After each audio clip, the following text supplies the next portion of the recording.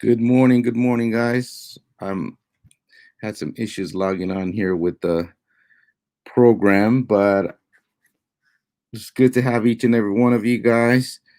Let me see if you are tuning in, if you able to see this broadcast. This is for our DCA students,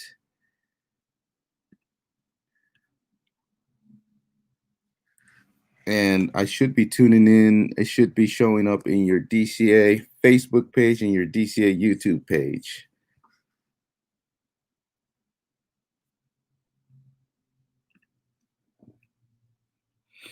If any of you guys are on, let me get a comment to see.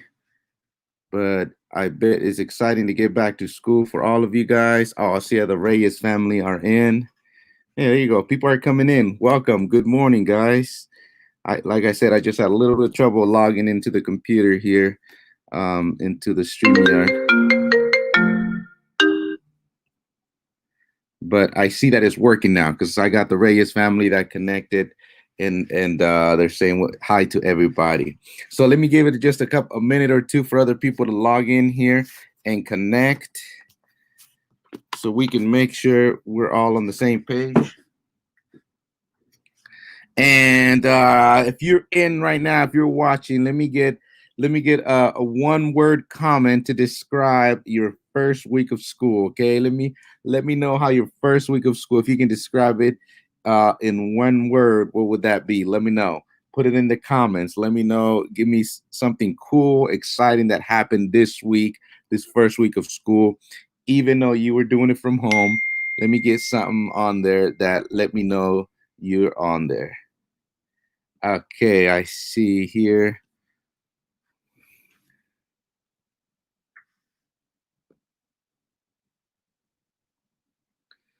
Let me see if I post a comment. Are you guys able to see? Okay, I see. Uh Hannah is on. She's saying hello. Zoe Arnold is here. All right, let me get a roll call. Let me hear all of let me see you guys commenting on here. Let me know you're on here. That way we can tell who we talking to here. I see, like I said, Hannah. That means Nathan is here. Zoe. So we got a couple of you guys in here, and wanted to make sure that we get a good number of you guys here. I see that we have 17 tuned in, watching and listening to our Friday morning chapel for DCA. And so I want to welcome you guys and welcome back to DCA. Man, what an exciting way to start the year. Or maybe it's been different for you, right? But I know us and the teachers, staff are excited to see all of you guys, even though it's temporarily via online, but we're glad that we're able to see you, and we're going to be seeing you in person very soon. So wanted to welcome all of you guys. Let me tell you something exciting that happened for us, for me personally, this last week. That was really cool. We celebrated Mateo's birthday. He turned 3, so he's no longer a baby, no toddler. But we had a little bit of fun celebrating with him. Got him some gifts. I bought some remote control cars. Okay, so there was 2 in the box. In the box there was 2 remote control cars, and one is a police car and one is a race car. And my wife says that I bought the gift mainly for me, which is probably true. But anyways, Mateo and I are having a lot of fun with those. He chases me in the fast car, and he's the police car, and he tries to track me down. But that was something exciting. If you had something exciting happen to you this week, this first week of school, and maybe it's not even school related, let me know. Comment, make a comment on here. Let me know something cool, exciting that happened to you this week. And as you're thinking about it, as you're typing something that happened to you this week, that's been a blessing, God doing something in your life or something exciting, I want to share with you guys a couple of things that I'm excited about these next couple of weeks. So we're gonna be doing 2 weeks of prayer in a row. All right, that's those 2 weeks of of prayer coming in a row. And we're going to be starting next week. And this is going to be for the younger ones. We're going to be doing, and it's going to be a virtual one because, I'm sure you've already heard from the teachers how things are a little bit different, at least temporarily for a while in the rooms and not in the sanctuary. But we're going to be doing 2 virtual weeks of prayer. And I'm really excited because I'm inviting a lot of my friends that are in ministry, that are pastors, that I know from seminary, that I know from working together. So next week, we're going to be starting one. And we got 2 themes, okay? We got 2 themes for our week of prayers. The first theme we're doing is unafraid. Unafraid. That's next week. And that's looking at stories of the Bible, characters that dealt with moments where they were afraid or facing them, fear, and how with God's help they were able to overcome. And so I'm really excited about that. We're going to be looking at different Bible characters. I'm bringing some of my friends back. I know Pastor Jay Fia, who spoke week of prayer for us last year, will be back. He'll be sharing with us for the lower graders and the upper graders. So don't forget that all of next week we're doing unafraid, okay? Learning to guide in life with God's help. That's next week. And then the week after that, we're doing unmasked, all right? Finding God's identity in who we are. And yeah, I threw it in there, the unmasked. I know we've been wearing masks everywhere you go, right? So we're going to be going with that theme, and I'm also bringing different speakers for that week. So for 2 weeks in a row, we're going to be doing chapel, and we're going to be doing it at 1 o'clock. All right. So that's going to be at 1 o'clock p.m. And I want all of you guys to be tuning in and get excited about this. And we're going to do some games with it, and we're going to be learning a lot of cool stuff. So, man, I'm excited about this. So 2 week of prayers in a row, 1 o'clock each of them, different speakers. Awesome stuff taking place. All right. So mark your calendars for these next 2 weeks. All right. So I got some comments in here. Somebody said, I played with my dogs. Somebody said I got to play with my dog. Something exciting they did this last week. Kaylee's in the house. Hannah said, hey, we went back to school. So some of you guys are sharing in that too. Joel says, hi, what's up, guys? And then Robbie is giving a shout out to Christian. He said, how you doing, Christian? Hey, come on, man. What about me, man? I'm talking to you guys over here. So we're excited to have you guys back. And I wanted to share with you guys a devotional thought this morning. And I was really excited to share this with you guys as I was preparing it, because it made me, as I was thinking, what's something really cool that I can share with you guys this morning? What's something the first week of prayer and first vespers of the first week back at school? What's something that I can share with DCA students that could be really exciting, or at least thoughtful, or at least helps us see the word of God in a different light, okay, and encouraging. So I see a lot of people coming in here. Man, we got 51 people in the house. We went from 17 to 51 people. So I'm going to start off with asking you guys a question, all right? Have you ever heard the following phrase, all right? This is the following phrase, all right? You're asking your parents to do something. And you're asking your parents to do something, and you're asking them to do something that maybe other of your friends are going to be doing. And maybe initially, and maybe altogether, your parents are telling you no. Like, they're giving you the no. They've already said it's going to be a no. And you're ready to accept defeat. You're ready to accept defeat, and you have to text your friends, or you have to call your friends and let them know it's a no for you. You can't go. You can't be part of the activity that's going to be taking place. And right before you message your friends and you let them know that you're not going to be joining them, you say the following phrase to your parents, right? You said, but all of my friends are going. Or you say the following phrase, but everyone is going, or everyone is doing it. And then your parents will respond sometimes, not always. They will use the following phrase. All right. And you're going to help me finish the phrase. They will say something along the following words. Okay. And you're going to have to help me finish. Trust me, you'll know. You'll know exactly what I'm talking about when I say this. All right. You're going to help me finish the phrase. Your parents will say something along the lines of, if everyone jumped off the cliff, then what did they say right after that? If everyone jumped off a cliff, what did they say? I want you to type it on the screen, all right? I want you to type it on there. Let us know, what is it that parents said? Oh, so if everyone jumped off a cliff, or if your friend Eric jumped off a cliff, or if your friend Sam jumped off, or if your friend Christian jumped off a cliff, would you? That's right. And that's what they say, right? And it's interesting. I was wondering about that and how many. Yeah, exactly. Somebody's already responded. Would you do it too? Right? Nathan responded that. And it's a very typical conversation that I've had with my parents. You've had with your parents. And if you haven't had it yet, it's coming. Don't worry, it's coming. And it's interesting that we use that. And I was thinking about why we even use that phrase. Why we use that phrase, Mom, everyone is doing it.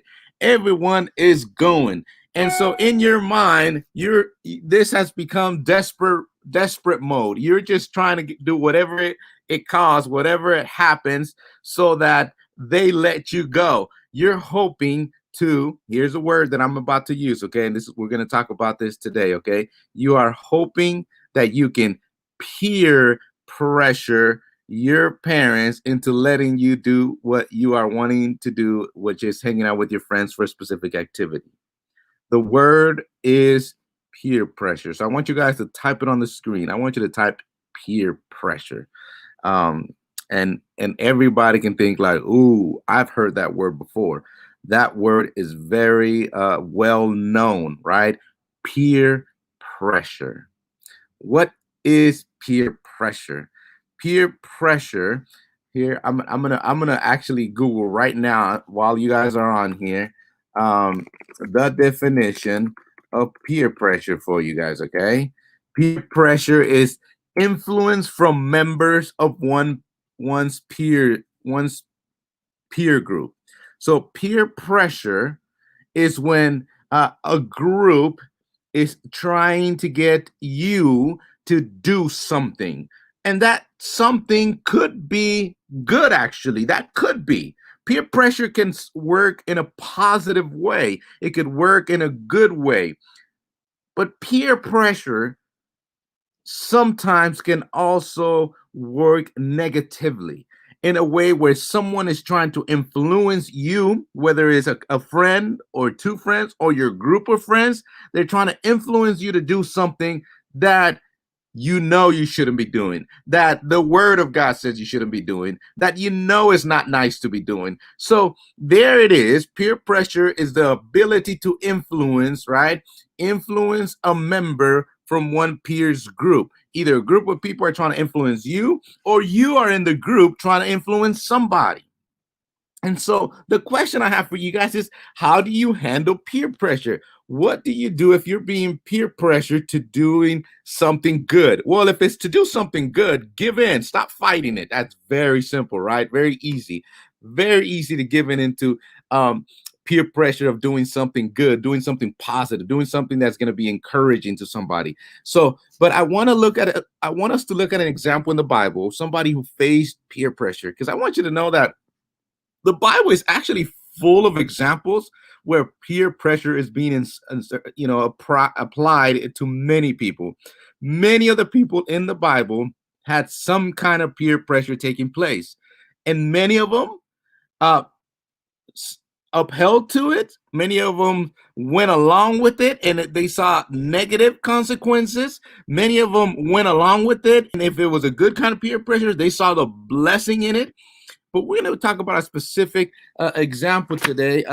I've been reading the book of Daniel lately in my Bible, and I hope you guys get to have your little Bibles, or whether it's your, your Audible, your in your devices. But I've been looking at my Bible. I've been looking at the story of Daniel, And one of the things that's exciting about the life of Daniel is that honestly, the book of Daniel is full of peer pressure that takes place. And in chapter one gives us a really cool example of what takes place, because before we get to the peer pressure, I have to give you a little bit of background into Daniel, especially when it comes to chapter one. So you see, in chapter one of Daniel, Daniel is about to start school like you guys, or getting ready to start school, right? And all of a sudden, um, something happens that he wasn't expecting, right? He is about to, he's about to start the new school year, and something out of nowhere takes place. All right. So it tells us in the Bible in chapter one, in the third year of the reign of Jehoiakim, king of Judah, Nebuchadnezzar, king of Babylon, came to Jerusalem and besieged it. And the Lord delivered the king of Judah into his hand, along with some articles from the temple of God. These he carried off to the temple of his God in Babylon and put in the temple treasure. So look, let me tell you what happened, okay? So you get an idea. Daniel is about to start a school year, and then something unexpected happened. Something that many of you guys didn't see coming. COVID hit, and man, it messed up the end of our school year last year, and it's still messing up the beginning of our school year a little bit, even though we're being safe, and that's a good thing. All right, so I'm not hating on that, but it really throws off his plans. Him and his friends are ready to start school. They're excited. They got their new shoes. They got their new clothes. You know how it is, your first day of school. Well, you don't this time because you've been at home, but you will, right? You know what I'm talking about. You're wearing your brand new shoes, your brand new clothes, and you know, they're nice and shiny. You take them out of the box and you smell those shoes. I know because I like doing that. Even now, when I buy new shoes, I take them, I smell them, so I get a sense of how good they'll smell one last time before I put them on my feet. Can I get an amen? You know what I'm talking about. So him and their friends are excited. They got their uniforms, they got their shoes. They're gonna be getting ready to start school again, and they are attacked by King Nebuchadnezzar, not like them specifically, but their town, the town of Jerusalem. It's all completely attacked, and they are taken back to Babylon. So I got to give you this background, okay? This is interesting before we read the text of where he's being peer pressured. They have to walk for an average between 3 to 4 months, okay? They are walking a long way back, not back to them. This is going to be the first time for them. They're going to go to Babylon, all right? And they're going to something completely different. They don't know the language. They don't know the culture. They don't know the people. And there's all kinds of new things for them that they were not expected. Similar to you and me. Like, we're dealing with a lot of new stuff still, right? I mean, I'm still getting used to putting a mask and going to the store every time. And I'll have to be honest, like 80 to 90% of the time, I straight up forget it. So I have to run back and get it. So they're getting used to something completely new, something different. And one of the things that they have to deal with when they get back is that they're not the only ones. There are a group of them that have been chosen for a specific reason. See, the king had this idea that he would take what he thought was the best students, the brightest, and he would train them and bring them up, and then they could be his servants. So Daniel and his friends are chosen for this, along with other people.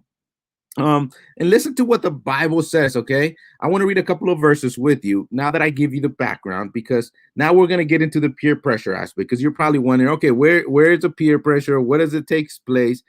And it takes place in chapter one, all right? Like I said, a group of them are taken captive.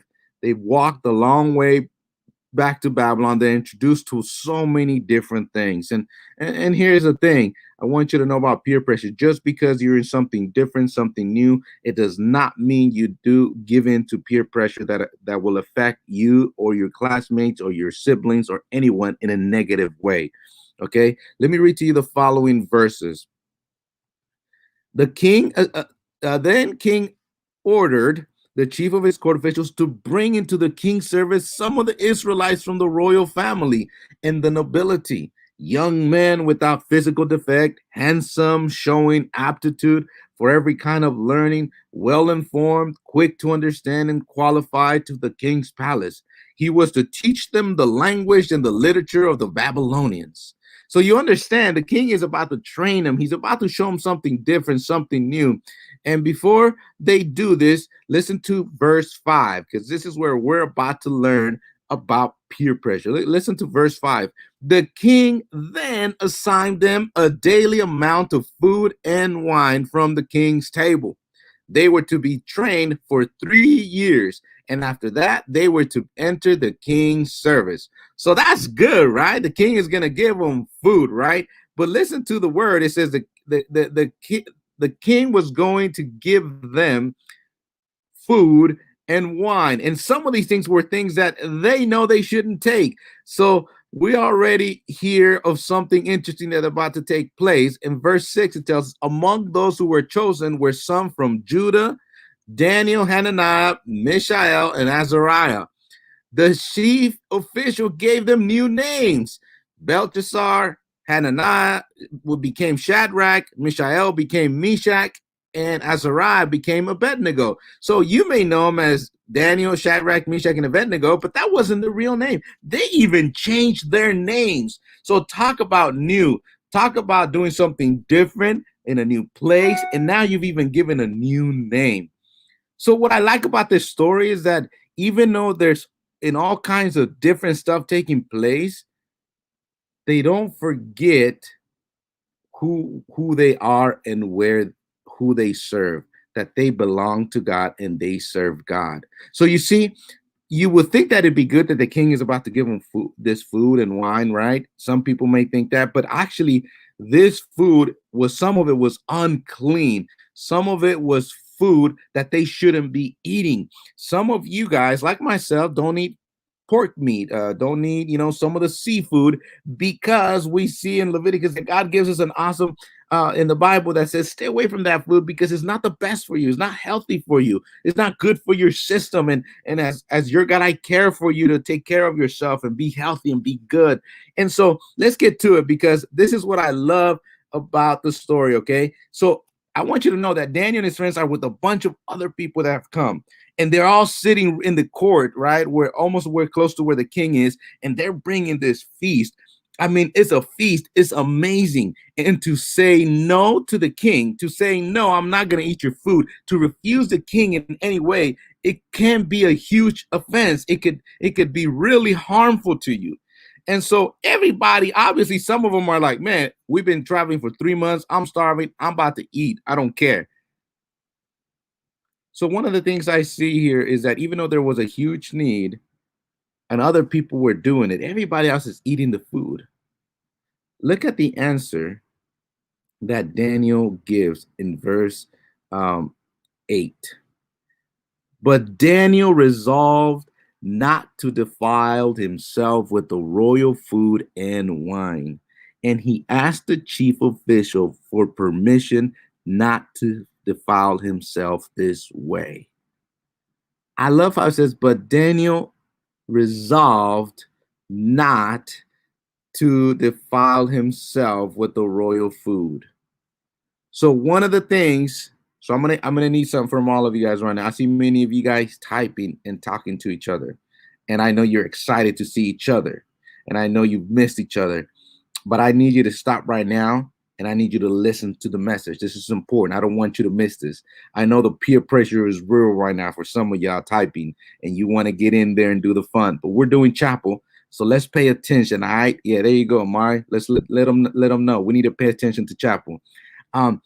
They're about to eat the king's food. But Daniel, I love the text. It says, but Daniel resolved not to defile himself with the royal food and the wine. So Daniel knew that this is something he shouldn't be eating. This is something he shouldn't be drinking. Daniel knew this is something he shouldn't be putting in his body. And therefore, since he knew that from beforehand, he had to make a decision. Do I go ahead and do it? Or, I mean, I think God can understand. I think family can understand. But but I've been brought up not to do this. And here's a question that I have for you, all right? And a comment that I'm making for you. Some of you, and including myself, we've been brought up with certain things that we believe we should not do, and that there's certain good things we believe we should do. And so when we have these convictions that we know, okay, and some of them are in the Ten Commandments, thou shalt not steal. We already know we shouldn't steal. God asked us not to do it, and it's even breaking the human law. You can go to jail, you have to pay a fine. So there's a reason why God gave us these rules, that to protect us, to keep us safe. So when we know that God or family, in a way, or both, have asked us to do something, we have a conviction to know we shouldn't be doing certain things. So when you are facing peer pressure, what do? What are you going to do? What should we do when we face pressure? When everybody else is around you is doing it, when everybody else is doing it, and they're looking at you and they're expecting you to do it. Okay, you guys ready for point number one? Point number one of how to deal with pressure. Okay, point number one of how to deal with peer pressure is you may have to distance yourself from certain individuals if they're asking you and they're trying to peer pressure into doing something negative, into doing something bad. Sometimes you have to distance yourself. Listen how the text says that Daniel didn't go talk to the other people. Daniel went and talked to whoever was in charge, and he said, listen, we're not going to eat this. He wasn't interested in pleasing the other people, because he knew the most important thing was to please God. And so some of us can be so busy pleasing or trying to make our friends happy. Some of us can be so busy, so excited to make our friends laugh that we may make a joke about our other friend and make them feel bad, and that's not good. Okay, I want you to know that right now. If the peer pressure is causing you to cause harm, or put someone down, or to discourage someone, or to be talking when the teacher says not to be talking, or even among your siblings, maybe your parents have asked you to do something and you're one of the older ones and you're rallying them up not to do what your parents have asked them to do, then you need to stop that moment right there. All right. You need to allow yourself to know that, number one, all right, you need to please God. Daniel knew this. Daniel knew this is something God has asked us not to do. We grew up knowing that we shouldn't do this. And number two is that he doesn't worry about pleasing those around him. Okay, he's not worried about making them happy. If your true friends really care about you, and if they are your true friends, they're not going to peer pressure into doing something bad. That's point number three. A true friend does not peer pressure another friend into doing something that is not good. Okay, real friends don't let their friends do something negative, bad, that could get them in trouble. If a friend of yours or a classmate of yours is trying to get you to do something you know you shouldn't do, and you did it and you got in trouble, it's time to do a couple of things. Go talk to that one friend and tell them that ain't gonna work. That's not how your friendship works. Or you need to distance yourself. So you have a decision to make, right? Know that our number one priority is to follow and trust and please what God is asking us to do. Daniel knew that. Number two, distance yourself from certain people that may not listen or that don't have your best interest in you, that are trying to get you to do something that is not positive, that is negative. And the way you know that is if they're trying to peer pressure you, they're trying to get you to do something you know you shouldn't be doing. So you have a decision at that time.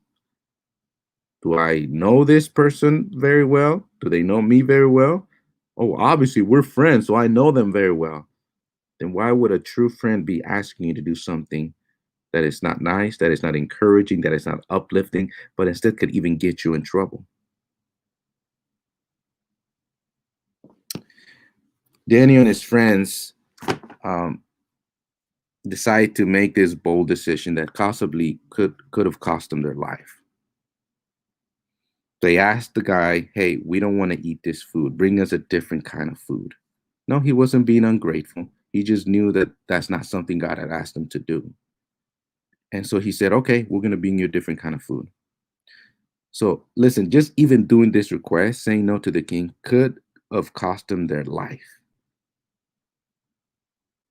So here's the fourth point that I want to make for you guys. Sometimes for doing the right thing or rejecting negative peer pressure for you to do something bad, something not good, something positive, it will cost you. Possibly not your life, although examples can be made of that, but it could cost you. Some people saying, I don't want to be his friend anymore because he doesn't, or we don't want to be his friend, or we don't want to be their friend, her friend, because they don't do what I asked them to do. Then that's a selfish thought. Okay. It will cost you. And what will it cost you? Sometimes it will cost you some friends. Sometimes it will cost you uh, not being the most popular favorite person. But let me tell you something, that's not everything in life. And at the end of the day, doing the right thing is more important than being funny, than being popular, and than being in the group that you want to be in. All right. Instead, I want to challenge you to use your influence, to use you as a person to peer pressure others into doing good. Let us peer pressure to uplift those around us, and let you be the one. If there's a group and they're talking negatively about someone, let you be the one to switch that peer pressure around and say, guys, that's not cool. We shouldn't be talking negatively about somebody. Let's talk positive about them, or let's not talk about it at all. Let us be the ones that talk positively, encouraging, and uplifting. Let us be the one to put the stop when it's in class and people are clowning around and not listening to you. Let us be the one to stand up and make the right decision. See what I love? That even though not giving into bad peer pressure has a cost, there was a little bit of a price, right? But at the same, I want to finish with this because I don't want to just finish with that. There's also reward. At the end of the story, we know that Daniel and his friends, because of choosing not to do what everyone else is doing, when everybody else is jumping off the cliff, they chose not to, right? They chose not to give in and eat that food. The story tells us that they were found 10 times better than their peers. They were better looking because of it. They were smarter because of it. And at the end of the day, look, that in itself is its own reward. Not giving into peer pressure that can cause you harm, not giving into peer pressure that could be disencouraging to others, that not giving into that at all in general has his rewards. Yes, it has a cost, it has a price sometimes, but it also has his rewards. Why? Because at the end of the day, listen, teachers are looking, adults are looking, pastors are looking, family is looking, and nothing stands across more than knowing that you can be trusted, that you are a young man, a young person that stands to the convictions, that stands up for what's right, that doesn't discourage people, that doesn't talk negatively about it, but instead does the opposite, uplifts people, encourages people, does the right thing. And sometimes even when not being asked. You know what I love about the story is that these four boys and many other ones that were brought from there, they lost their families. They didn't have their parents. They could have easily said, listen, mom and dad are not here. Who cares? Who cares what we do? They're not here to ground us. They're not here to tell us what we need to do. Because you see, peer pressure doesn't just work it's not just when the teacher is watching. It's not just when parents are watching. It's honestly, it works best when no one else is watching, when it's just you and friends. And it's time to make a decision between doing something positive, doing something negative, something that will affect you positively, something will affect you negatively. Yeah, you know what I'm talking about, in the conversations when no one else is looking, when it's you and your friends and you're plotting to do something. Maybe it's right there and then that it is necessary for us to be like Daniel, for us to be like his friends, to make a stand and said, just like Daniel, I will not do this to my God. I will not go back into the way I was raised, go turn against the way my parents raised me. My parents raised me better than this. And maybe you're thinking, well, I don't even know if my parents, yeah, most of you guys have your parents that raised you well. And you know how I know that? They're trying very hard is because they have you at a school like DCA. And DCA costs money. And they want you not just to have an academic education. They want you to learn about Jesus. And they want you to be in conversations like the one we're having right now, where the scriptures come to life and they tell us just not a story about Daniel, but they tell us how to live everyday life. So I want to challenge you guys with that. I want to remind you guys of that. Be like Daniel. All right. And what I mean is shun or don't fall into peer pressure that allows you to do anything negative. If you have friend, how do you know how someone's a true friend? Are they peer pressuring you to do something good or bad? And if they're always pressuring you to do something bad, it's either time to have a conversation with them or rethink that friendship and distance yourself. It can have a cost when you don't give in to peer pressure that is negative, but it also has a reward. It also has a reward and sometimes that reward is not necessarily seen, but people see the character and they know your character, that you can be trusted, that you will do the right thing. And at the end of the day, God smiles down at that. And he loves the fact that we can look out for one another and be encouraged by his word. So thank you guys for tuning in for our first DCA Chapel Friday morning. And don't forget, next week, I'm really excited to be sharing with you guys the week of prayer that we're going to have for the next couple of weeks. All right. So thank you guys for everything. Have a great day. And God bless each and every one of you guys.